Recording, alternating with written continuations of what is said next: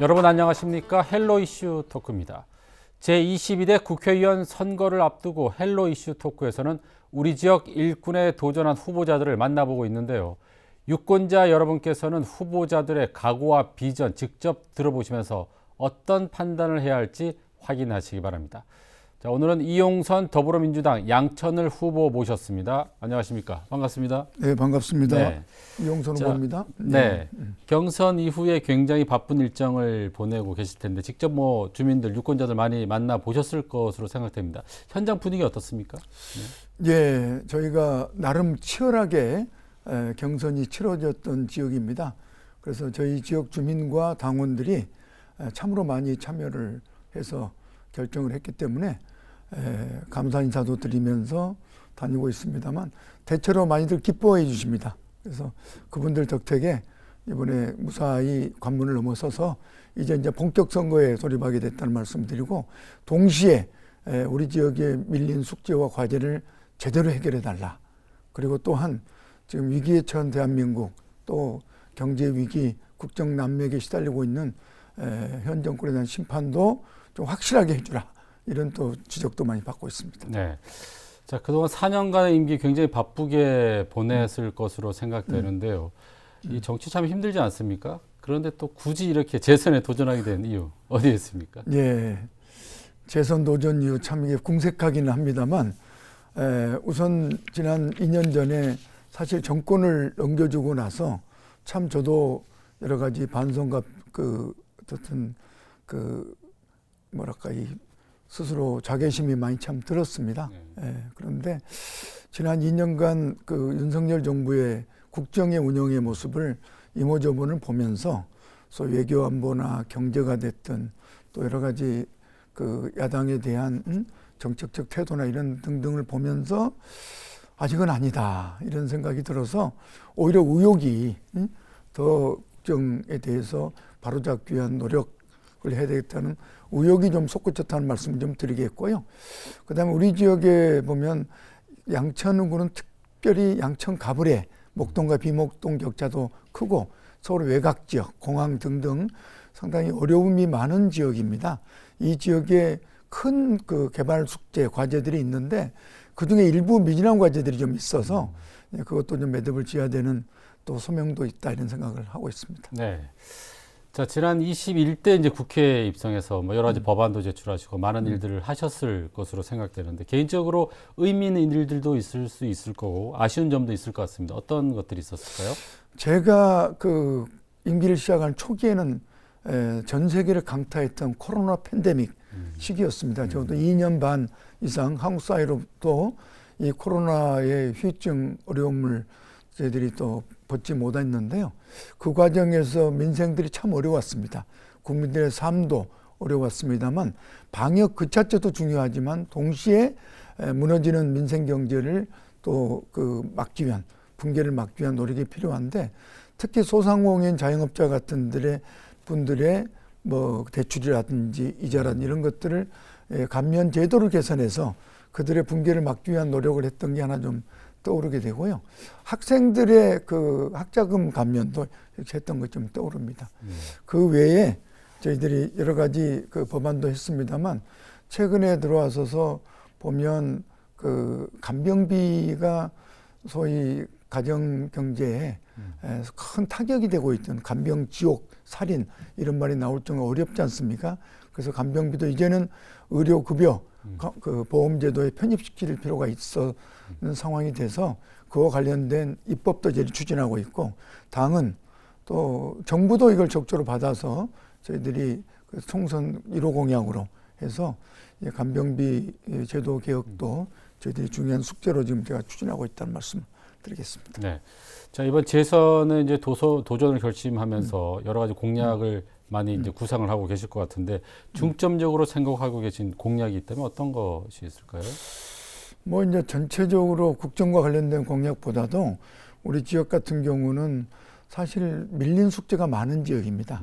그런 점에 있어서 교통과 지역의 굵직굵직한 개발들이 꽤 많이 진척이 되어 있는 것도 사실입니다. 예를 들면 교통 관련해서는 대장 홍대에서는 내년 착공, 그다음에 서부트럭 터미널도 여기에 우리 상업과 문화, 체육의 중심, 물류단지를 포함해서 그런 변화가 있는데 둘 다 내년에 착국할 정도로 성과를 거둔 것도 사실이고요. 그렇지만 우리 지역의 그 삶과 지역 발전에 매우 중요한 그 사업이 역시 목동선입니다. 목동선은 벌써 1년 반 정도면 통상적으로 끝나야 될 그 에타 마지막 심의 절차가 2년 반이 되도록 지금 지연되고 있습니다. 그래서 구분능선에 멈춰선 목동선의 에타 절차를 마무리함으로 해서 우리 양천 을구의 9개 동에 7개 동을 관통하고 또 양천구 전체를 관통하는 매우 중요한 교통과 발전의 그 중추 그 수단이 될 이 목동선을 매듭 짓는 것이 가장 큰 축제다 이런 말씀을 좀 일차에서 드리겠습니다. 네, 주요 공약으로 이제 교통 문제를 말씀하셨는데. 교통 문제. 네. 그다음에 두 번째로 잡자면 저희가 공항 옆이다 보니까 소위 주거 환경 개선에 대한 주민들의 그 욕구는 크지 않습니까? 네. 그런 점에 있어서 신월 6동의 신정 3동, 신월 2동 같이 상대적으로 조금 공항에 떨어져 있는 지역은 개발이 재개발, 재건축이 완성이 돼서 명품 신도시들이 들어서 있습니다만 공항의 항로에 직결되어 있는 신월 135동이나 7동 같은 지역은 지금 재건축, 재개발, 모아타운 다양한 그 주거 환경 개선 제도를 그 활용해서 사업 승인은 진척이 되고 있는데 실제적인 사업이 멈춰서 있습니다. 지연되고 그 점은 결국은 고도 제한, 공항 항로에 있다는 특성 때문에 구조적으로 고도 제한의 약점이 있습니다. 그러다 보니까 목동은 지금 50층 개발을 하는데 반해서 여기는 10층에서 12층, 15층, 18층 같이 고도 때문에 그 층고의 제한이 있습니다. 하다 보니 사업성이 태부적입니다. 그래서 이런 점을 구조적으로 보완할 수 있는 입법 작업. 지금 도시재정비 촉진특별법이 통과돼서 이제 사업성을 보완하는 국고 지원이 상당히 성과를 거뒀습니다. 이런 것들을 활용해서 사업성을 보완해서 도시 그 재정비, 재개발, 재건축이 잘 촉진되고 추진되도록 하는 것들이 숙제다 이런 말씀을 좀 드리고 있고요. 부족하다면 특별법을 통해서 보완하는 작업을 좀 할 계획을 가지고 있다라고 말씀을 드리겠습니다. 네, 혹시 당선이 되시면 꼭 이루시길 바라겠고요. 네. 자, 현역 의원이니까 이 질문 한번 드려보도록 하겠습니다. 지금 사회가 굉장히 시끄럽고 경제도 좀 어려운데 이런 상황에서 치러진 국회의원 선거 최고의 화두는 뭐로 보십니까? 지금 뭐 지역적 의제도 많기는 하겠습니다만 윤 정부 2년 동안 사실은 코로나 시대를 어려움을 겪는 과정에서도 대한민국은 세계 10대 강국에 올랐고 국제기구에서도 선진국으로 분류되는 쾌거를 이뤘습니다.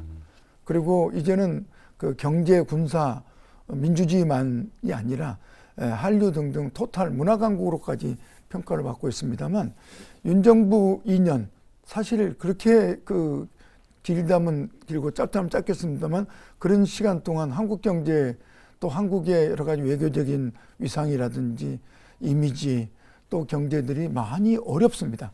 작년 같은 경우는 OECD 최하위 성장률 1.3%, 미국, 일본에 비해 뒤지는 그리고 한국 경제 특히 민생 경제가 매우 어렵고 양천구 같은 경우는 소상공인들의 폐업률이 서울 지역의 랭킹 1위입니다. 22%.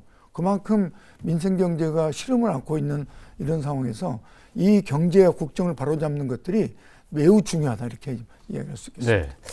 자, 이 어느덧 저희가 준비한 질문은 이제 다 마쳤고요. 마지막으로 우리 주민들에게 한 말씀, 당부의 말씀 부탁드립니다. 예, 지금 이제 그 총선을 불과 한 달도 채 안 남겨놓고 있습니다. 그래서 우리 지역도 그 지역의 그 묵은 숙제와 과제를 해결하는데 누가 적임자인지 그리고 한편으로는 또 한편으로 국정에 대한 이 폭정을 바로 잡을 수 있는 심판할 수 있는 후보가 누군지를 여러분들 잘 판단해서 결정해 주실 것을 간곡히 부탁드립니다. 네, 오늘 말씀 감사드리고요. 총선에서 좋은 결과 있길 기대해 보겠습니다. 네, 고맙습니다. 감사합니다. 네, 지금까지 양천을 선거에 출마한 더불어민주당 이용순 후보와 얘기 나눠봤습니다. 유권자 여러분의 좋은 선택이 되기를 기대하면서 이슈 토크 마무리하도록 하겠습니다. 시청해 주신 여러분 고맙습니다.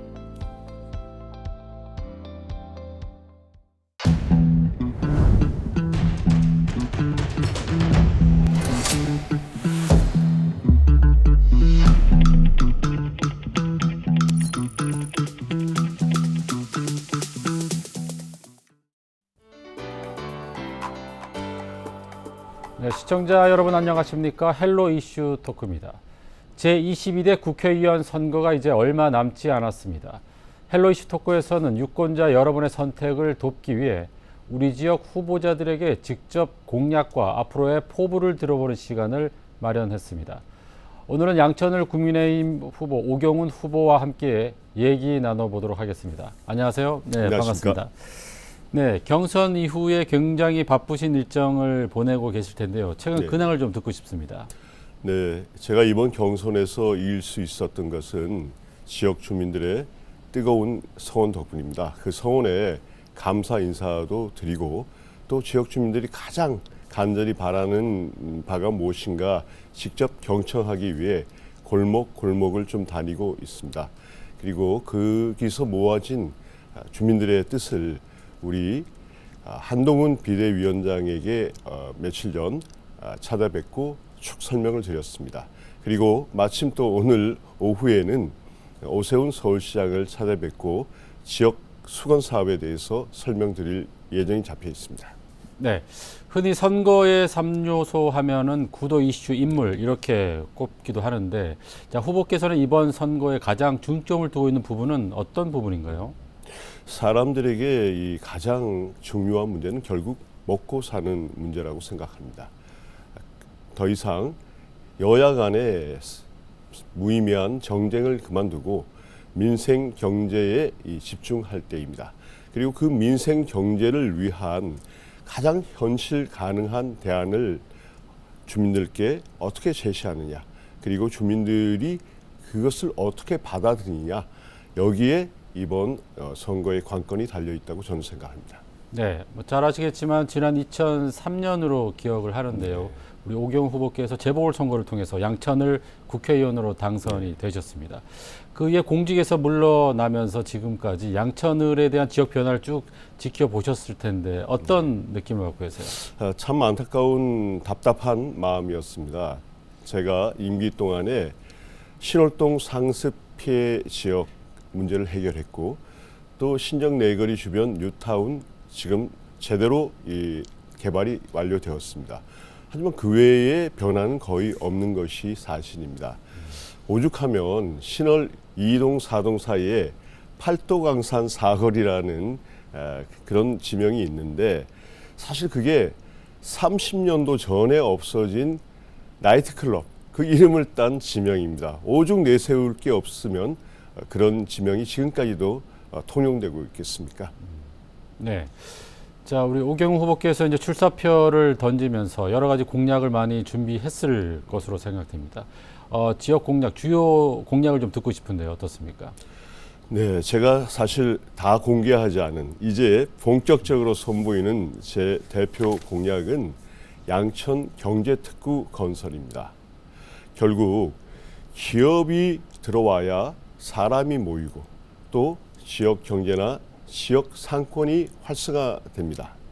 또 그와 연동되어서 우리 지역의 수건 사업인 경전철 조기 착공 그게 이루어질 수 있습니다. 지금까지 경전철이 미뤄진 것은 유동 인구가 적다는 그런 이유 때문 아닙니까? 사람이 들어와야 기업이 들어오고 사람이 들어와야 경전철 착공도 빨라질 수 있습니다.